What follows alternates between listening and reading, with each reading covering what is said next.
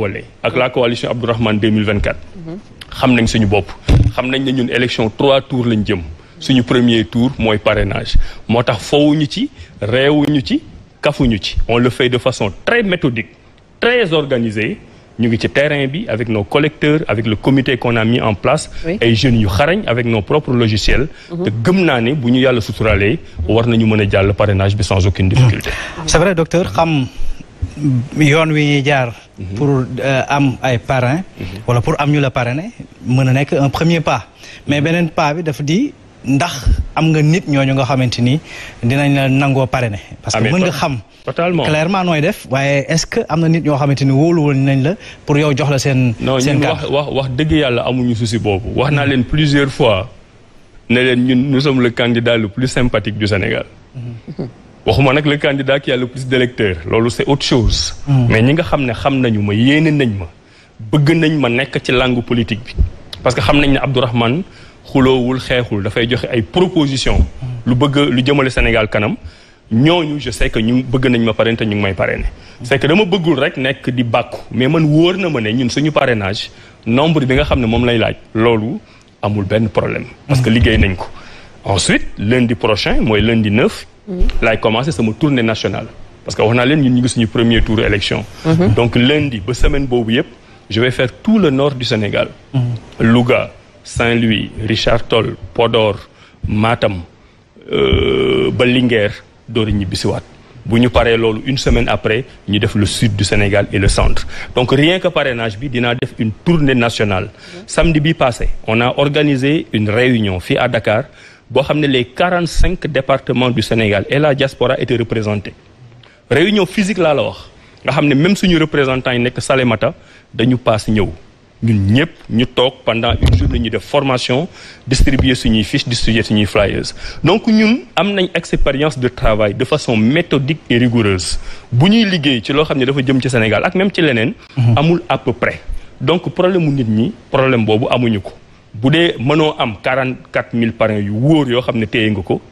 c'est pas la peine ngay dem élection présidentielle maintenant par rapport ak question nenne bi am na lu CEDEAO waxoon loo xam ne gouvernement du Sénégal respecté wu ko te loolu mooy indi problème parce que le principal argument bi waa CEDEAO organisé woon def na leen ku nekk am nga liberté nekk candidat présidence de la République donc système mu parrainage bi ngeen di def dafa war a matale électeurs yi à l'époque on avait dit à peu près 300 partis politiques ñoo am Sénégal il y avait 6 millions d'électeurs boo ko jëlee nga diviser ko day mel ni candidat bu nekk mënoo matal li nga xam ne moom lañ lay laaj waa CEDEAO ne loolu rupture d'égalité la parce que système bi war na demee noo xam ni ku ci nekk même bu ñu matoon 1000 candidat bu nekk war nga mën a am 44 000 yi tey gis ngeen on est à 200 candidats actuellement le fichier électoral mu ngi 7 500 000 à peu près boo jëloon ngay diviser ko ça veut dire que ñëpp waruñu matal alors que principe bu parrainage du principe bu élection nekku ñu di wax kan nga bëgg a voter dañ lay wax kan ngay yéene pour mu bokk ci élection yi tubaab yi dafa am sax candidature yi ñuy woowee candidature de témoignage maanaam kii nga xam ni xam na ne mënul gagner peut-être 1% wala 2% lay am mais am na ay idée ay xalaat ay nu mu gisee dëkk bi boo xam ni mérité na ñu bàyyi ko mu wax ko waa dëkk bi pour dëkk bi dégg ko ba nga xam ne même ay concurrents yi nga xam ne ñoo ko nar a gagné ëllëg mën nañu puiser ci ay xalaatam yooyu pour doxal dëkk bi alors on a vu yaa ngi koy wax tout à l'heure plus de 200 candidats ñu dem retirer seen fiche de parrainage et ils ont jusqu'au 10 décembre ça veut dire que nombre bi mën na sax multiplier wu alors nan la ñu mën a def peut-être c'est une bonne chose pour la démocratie mais nan la ñu mën a def ba fonction au président de la République ñuy dem ba ku nekk bëgg tey taxaw réclamer wu ne man dama bëgg nekk président de la République xam nga loolu contrairement à ñu bëri man choqué wu ma pour man démocratie la tey bu doon da nga def sondage loo xam ne c'est pas public nga ne kan moo bëgg a doon président de la République balaa sa dund di jeex sur les 18 millions de Sénégalais 9 millions yi dinañ la wax bëgg naa nekk président de la République il faut savoir que homme politique boo xesee ba dugg ci mouvement politique wala nga nekk ci homme parti politique même bu dee poste de responsabilité bi gën a ndaw ci parti bi nga yor li ngay bëgg mooy ëllëg évoluer ba nekk président de la République li ñuy wax borom bitigu mbagg boo gis magasin moo nekk ci biir xel mi donc pour man loolu c'est pas un problème que nit ñi di wax ne dañ bëgg a doon président de la République man maay kan Abdourahmane Diouf bay wax ne Moussa Ndiaye wala Ablaye Diop moom dafa fuuy waru mën a wax ne candidat la donc ku nekk tu as le droit man droit boobu pour man dañ ko war a respecter maintenant fi problème bi di nekkee te loolu état bi ñoo juum état bi comme ni mu amee ay critères ñu ne la pour nga nekk candidat il faut nga am les 9 pièces il faut lii ak lii ak lii pour nekk candidat mais mënoon nañ ci teg ay critères pour nooy jëlee parrainage bi mais boo xoolee parrainage bi ni mu doxee nii actuellement boo demee ministère de l'intérieur benn condition rek lañ la laaj mooy lettre bi nga xam ne moom ngay bind ne man mii kat Ablaye Diop moom laa yebal bu ñu ñëwee benn vérification la ñuy def Ablaye Diop jox na la carte d'identité am numéro carte d'identité boobu moo nekk ci lettre bi ñu jël ko jox ko ça veut dire que n'importe qui même koo xam ne dafay toog rek bëgg a fo bëgg a saboter bu ko neexee suba mu doxante foofu direction générale des élections récupérer alors que xam ne ne demul donc gouvernement Sénégal ñoom ñoo waroon verrouiller foofu de façon démocratique pour que nit ñi ba ñu ko def fo mais fi mu nekk nii te li nga wax noonu lay demee fii ba décembre ku mu neex nga déposer mais tu vas voir que nit ñi jeu lañ koy def parce que actuellement booy xool réseaux sociaux da ngay jékki-jékki rek gis benn post ñu ne ah waa diw de demoon na démb jëli gars yi di ko kaañoo mais finalement influenceurs yi activistes yi tout le monde mën nañ ko sax def un jeu juste pour kaañoo administration pour wane ne élection bi ay fola mais heureusement que y a le parrainage heureusement peut-être du ñu dem ba yegg foofu bay mën a dem déposer ji donc ça au moins c'est une bonne chose l'autre chose c'est le cas Ousmane Sonko mi mandataire am demoon di jëli fiche de parrainage ñu tere ko on a entendu hier le ministre de la justice ci plateau Mohamed Diop dire que c'est parce que nekkul woon ci liste électorale il n'était pas électeur justement parce que il y avait le procès ñu jugé woon ko par contumace alors ban analyse déjà ngay def ci loolu est-ce qu'on peut comprendre wala croire que le président de la République est en train de sélectionner un peu ñan la bëgg demal élection xam nga débat juriste bi moom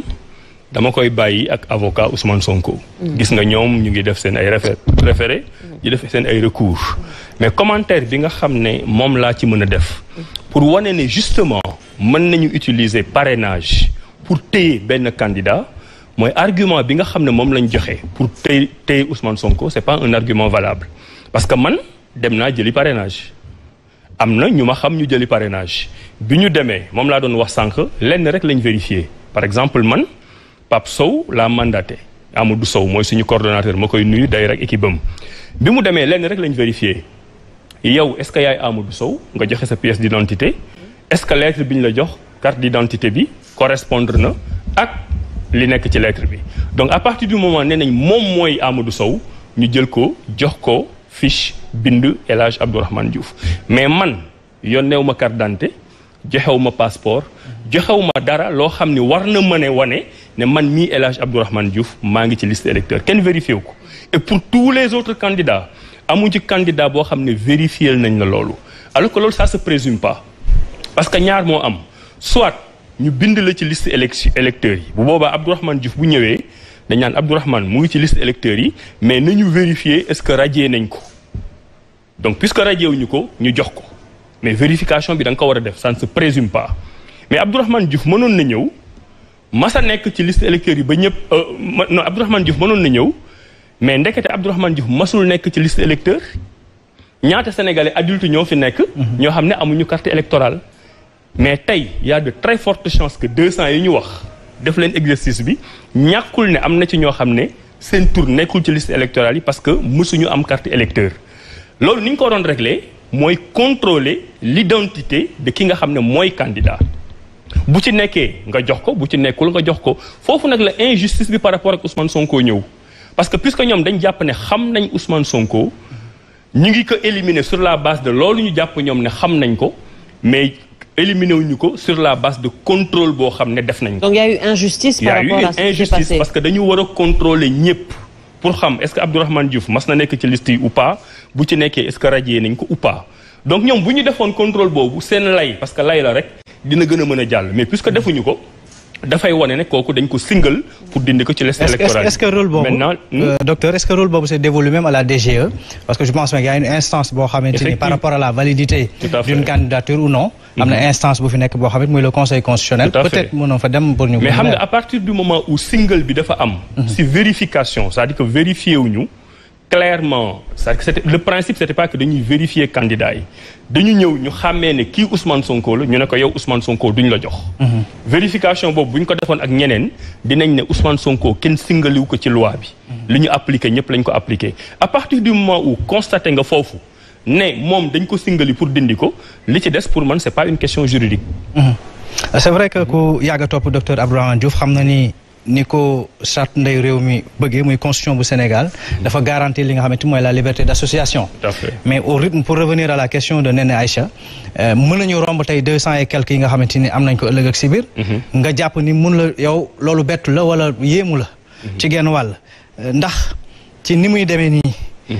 gënul nuru li nga xamante ni mooy une randonnée pédestre plutôt que ñu jëm ci li nga xamante ni mooy une élection présidentielle parce que am na ay critères quoi qu'on puisse dire aussi une élection présidentielle jàpp nañ ne ku jiiteem réew taxaw ni tey da nga bëgg a jiiteem réew am na taxawaay boo war a mën a am minimum pour par respect même par rapport ak li nga xamante ni moom mooy l'opinion par rapport ak aux yeux même de l'international buñ ne tey kii pourtant il était candidat à la candidature ëllëg si biir mu am benn taxawaay bi ñun suñu réew la ñuy ŋaañ ci genn wàll. Tout à fait xam naa yéen fi ngeen di waxee du côté droit effectivement côté réputation la bien sûr parce que dañuy am impression effectivement que ne léegi affaire du président de la République Sénégal dañ ko xaw a ñàkkal fayda ku bëgg a doon candidat mën nga doon candidat désacraliser fonction bi mais loolu c'est la responsabilité de l'administration loolu laa doon wax sànq tey amul fenn ci loi Sénégal boo xam ne mën na tere n'importe quel citoyen dem jëli fichu parrainage affaire bi foofu rek la nekk exemple bi ma doon joxe mooy boo romboon fii tey ñu ne bon je prends Youssou Ndour au hasard ñu ne fii dafa am concert Youssou Ndour au Grand Théâtre les tickets sont gratuits di nga gis koo xam ne xalaatul sax masa dem ticket soirée Youssou Ndour mais dina romb jël ticket bi parce que dañ ne ko le ticket est gratuit man xam naa personnellement ñoo xam ni bi ñu déggee ñu naan candidats yi ñu ngi 80 ñu ngi 90 ñu ngi 100 ñu ngi 120 mais la ñu laaj mais lii nu mu demee biñ leen expliqué ne leen lan mooy condition bi ñu ne leen da ngay bind juste lettre yónnee nit mais ñu bind lettre yónnee nit le lendemain ñu dem am donc état Sénégal moo waroon fexe ba booy jël fiche parrainage mu am lu ñu teg sa loxo maintenant il faut être réaliste waa étranger dofuñu sénégalais aussi dofuñu ñun ñi man xam naa ne tey je ne suis pas candidat à l'élection présidentielle je suis candidat à la candidature dofuma jinne jàppuma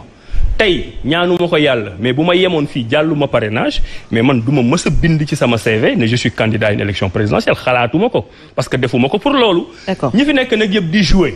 am na ci ñoo xam ne filtre yi moom bari na c'est peut-être là aussi où le Sénégal a été bien wax nañ leen 9 pièces la ku ci nekk benn pièce bu nekk mën na la téye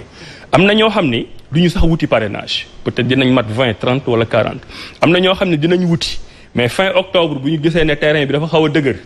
te duñu matal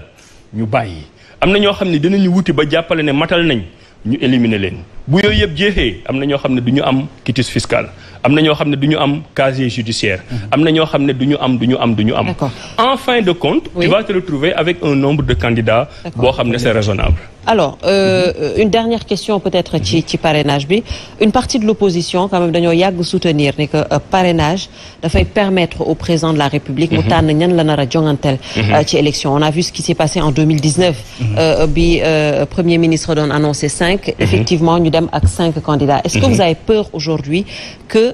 2024 nekk exactement comme ce qui s'est passé en 2000 Je suis inquiet pour la démocratie sénégalaise parce que 2009 yaa ngi joxe exemple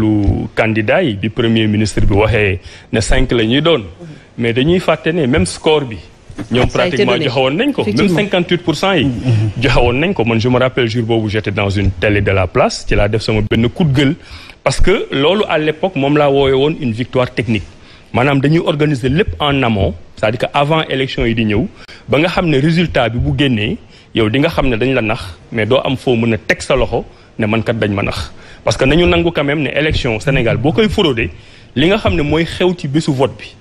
loolu état li mu ci mën bëriwul mais li xew avant ni ngay inscrire nit ñi primo votant yi nga xam ne dañ la contre nga fexe ba du ñu jot sa ay carte nga dem gonfler yenn régions yi ñi war a jot seen carte ci yenn régions yoo xam ne favorable yu nga yàq vote bi yooyu yëpp boo ko boolee ba nga xam ne yow fi nga fort da ngay fexe gën a fort parce que yaa ngi joxe ñooñu seen carte électorale fi nga faible nga fexe ñu gën a faible parce que joxoo leen seen carte mën nga gagner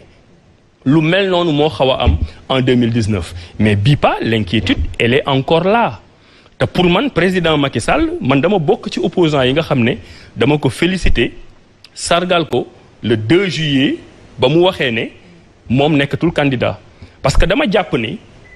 déjà bon amul droit moom nee na amoon na droit mais pour man foofu rek la juumee ci argumentation bi doon na gën a jekk gën a rafet mu ñëw rek ne moom nekkul candidat parce que constitution Sénégal permettre ko parce que aussi dafa bëgg a jàmm mais quelque part entre moment bi muy wax ne nekkatul candidat bu nekkoon candidat fii ba élection yi ñàkkul ne benn Sénégalais dina ci ñàkk bakkanam ñaar ba ñett ba ñeent loolu au moins éviter nañ ñu ko mais nag daf ko dese yeneen soo c'est-à-dire que génn bi dafa war a gën a mën a rafet moi je n'irai pas jusqu'à lui dire na neutre ci élection yi mënul neutre parce que dafa bokk ci parti bokk ci coalition tànn na candidat am. foofu la yem et c'est lui-même qui a soutenu qu'il va battre campagne pour son candidat. waaw mais nag mën na sax battre campagne bu ko neexee mën na sax nekk directeur de campagne mais li nga xam ne ñun ñoo ko moom bokk ko te APR moomu ko Benno Bokk Yaakaar moomu ko mooy direction générale des élections mooy le système du parrainage mooy le ministère de l'intérieur yooyu Macky Sall moomu ko APR moomu ko Benno Bokk Yaakaar moomu ko yooyu na fexe mu continuer doon ay institutions yoo xam ne du ñu am influence ni positive ni négative sur kan mooy gagner élection présidentielle bi donc oui inquiétude boobu am na parce que problème mu logiciel bi réglé guñ ko. mën nga ñëw dugal sa ay parrainage pour corroborer peut-être Néné Aïcha sur la question bala ñu mu ciy génn. c'est inquiétude ci loolu la yem. dama dul gis opposition bi wala ñi nga xamante ne ay candidats lu bëree bëri am na une question centrale bu fi nekk aussi par rapport au parrainage. ñu gis en 2019 rang bi njëkkante place bi man maa njëkk. la mu juróon ba am na ci candidat boo xamante ni candidat à la candidature bu ñu mujjoon recalé mais dañ ko ci gaañoon sax. parce que ñun fekkee woon nañ loolu. muy mbirum doublon yi. parce que bu dee njëkkante déposé la bu ma la jiitoo peut-être man bu ñu ma limalee yow boo ñëwee boo yoree même les mêmes critères boo mayulee dañ wàññi ci yow lu bare bari te du ma dégg lu bare bari ngeen communiqué ci. tout à fait alors mbirum doublon yi dafa doon loo xam ne ñun revendiqué nañ ko proposé ko avant bon état du Sénégal def na lu ko neex parce que wax naa leen sànq parrainage du vote. vote mooy diw laa bëgg mu doon président de la République parrainage mooy diw kat naw naa ko bëgg naa mu bokk ci candidat